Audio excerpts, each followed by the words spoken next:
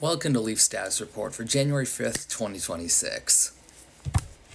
Today, as always, we've simulated the rest of the NHL regular season 5,005 times, with the Leafs' performances across all simulations forming this distribution. Depending on whether or not you counted the Montreal games important, there were either 3 or 4 games to watch last night. Unfortunately, only one of these games was a net positive for us, which was the Carolina Hurricanes beating the New Jersey Devils 3-1. A 2-goal loss by the Devils is enough to put them below the Leafs in expected points today. However, that positive is far outweighed by the other 3 game results. First, Montreal beats Dallas 4-3, though that game does go to overtime, so it's not perhaps as big of a margin gain as it would have been if this game had been won in regulation. Second, we said all we wanted for Pittsburgh-Columbus was for this game to not go to overtime. Unfortunately, it did, and Pittsburgh won, which will allow them to widen the gap they had on the Leafs, while also limiting the gap loss that the Blue Jackets had on the Leafs. The Blue Jackets are still below the Leafs, but unfortunately that gap doesn't widen as much as we would have liked it to if this game had not gone to overtime. And finally, the Florida Panthers managed to deal the Colorado Avalanche their only their 3rd regulation loss over the entire season. Especially because the Colorado Avalanche are currently the runaway best team in the NHL, this is a huge margin gain chance for the Florida Panthers, and it will, as we'll see when we get to the table, jump them up into Wildcard 1. Funny enough, there's actually another game to account for in the model today, because it turns out while I was implementing some new error checking into my model, there was a game that was incorrectly logged. I had an extra negative sign in the goal differential, which flipped a Tampa Bay loss into a win and a New York Islanders win into a loss, both regulation. It was the 2-0 game on December 6th between them. Luckily, I did confirm there are no other flipped games. It's only that one. And because I log entire game data separate from only the results have been correct the whole time, and this flip does not affect the Leafs' expected points calculations over the last 4 or so weeks since this game happened. So all of that is still accurate. The only thing that does change is that Tampa Bay has a clean loss of 2 expected points over yesterday, and the New York Islanders have a clean gain of 2 expected points over yesterday, which, well, this doesn't really mean much for the Tampa Bay Lightning since they're still way far ahead in the divisional race. It does mean that the New York Islanders today are in M3 and likely in reality have been cleanly in M3 for the last week or so. Diving into the actual numbers, today the Leafs lose 0.2 expected points, going from 91.29 yesterday to 91.09 today. Luckily, there will be no screaming on my end. For our theoretical value of expected points today only implies that our simulations today have collectively overestimated the Leafs by 0.05 expected points. Of course, because of the high overestimation over the last couple days, I'm not taking this low overestimation today as an automatic sign that everything is perfectly fine. I will be keeping a close eye on my model over the next couple days to confirm that these fairly low and expected over and underestimations remain that way, but I am feeling somewhat more optimistic about my theoretical value calculations than I did yesterday. Because the Leafs didn't play a game yesterday, there's only 2 controllable factors to worry about, plus randomness. First, substituting all of yesterday's game data into today's simulations yields a loss of 0.02 expected points. We also have 3 more overtime games per simulation today than we did yesterday, which contributes a gain of 0.09 expected points. Overall, that does mean that we have a major randomness swing today over yesterday, which is not unexpected given how much the overestimation dropped by.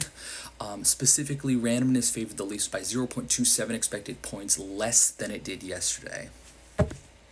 The minimum number of points the Leafs scored in a season today was 69, and the maximum number of points they scored in a season today was 114. That gives us an absolute range today of 45 points. Our near 70% interval remains the same as it did yesterday, with our 15th percentile season still sitting at 85 points, and our 85th percentile season still sitting at 97 points. Our standard deviation goes up ever so slightly today. It was 5.85 points yesterday, and today it's 5.88 points. The Leafs lose 2.7% on their playoff odds today. Yesterday, they made the playoffs in 34.6% of all simulations, and today they've made the playoffs in 31.9% of all simulations. Now, I do have a good feeling that the vast majority of this playoff odds loss is due to that Islanders Lightning game flip, which I have now fixed. Specifically, what this Islanders extra win means is it means that they now have 2 more points in the standings that they really should have had over the last couple weeks. And it also means that, in essence, every single simulation yesterday where the Leafs were in the playoffs but wouldn't have been if the Islanders had 2 more points are now Leafs playoff misses.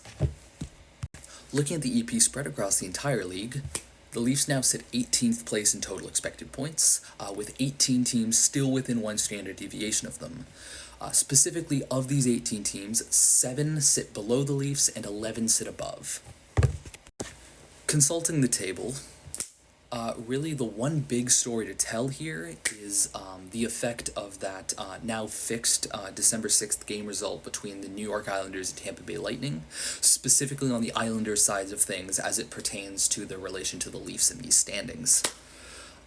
Now, yesterday, and by extension most likely today if I hadn't fixed that game result, the Islanders would probably be sitting in either wildcard 4 just ahead of the Buffalo Sabres or just behind the Buffalo Sabres in wildcard 5. However, today instead, they've gained over almost 2.4 expected points on their margin over the Leafs, and they sit in M3. What that does mean is that there's not really a probable path for the Leafs to slip themselves into a projected playoff spot the next time they play a game, which is tomorrow against the Florida Panthers. Really, the only viable route I see for the Leafs to be landing in a projected playoff spot after their game against the Panthers tomorrow is if the Leafs win that game in most likely regulation, and the Flyers and Sabres both lose their games tomorrow, plus the Red Wings lose their game tonight. Overall, I'd say we have to hold off on waiting for the Leafs to sit in a projected playoff spot until at least the next game they play after they play the Panthers. Speaking of key games, there's 2 tonight. At 7 p.m., the much less important one is going to happen. That's the New York Rangers hosting the Utah Mammoth. Now, the New York Rangers already sit over 3 expected points behind the Mammoth in our standings right now, and given they do have an expected points yield of above 1 for this game, I think we're perfectly fine with an overtime loss, but of course, a regulation loss is always preferable. At 7:30 p.m., the real action happens. That's going to be the Ottawa Senators hosting the Detroit Red Wings. Now, while normally I say that these kinds of games are a lose-lose situation, I think in hard times it's important to be optimistic. So I'm going to say this is a win-win situation because no matter what happens, one of these teams is going to be pulled closer to the Leafs. Now, if Detroit loses in overtime, they're in theory going to be pulled closer to the Leafs by a very insignificant margin, but that's why I'm saying that our preferable outcome today is watching the Ottawa Senators get absolutely throttled. Does it mean that the Leafs aren't going to have a good chance to catch the Red Wings over the next week or so? Yes. However, the Ottawa Senators play the Mammoth in only a few days after this, so the Leafs have a chance, if they can beat the Panthers tomorrow, to chase down the Ottawa Senators in rapid succession with just the perfect sequence of game results. In terms of the rest of the Canadian teams, My outlook remains basically the same as it was yesterday. If all you care about is seeing a Canadian team win the Stanley Cup for the first time since the 90s, you're best to put your stock in either the Edmonton Oilers or the Montreal Canadiens. President's Trophy, we already knew this was going to happen. It's still the Colorado Avalanche's overwhelming favorites.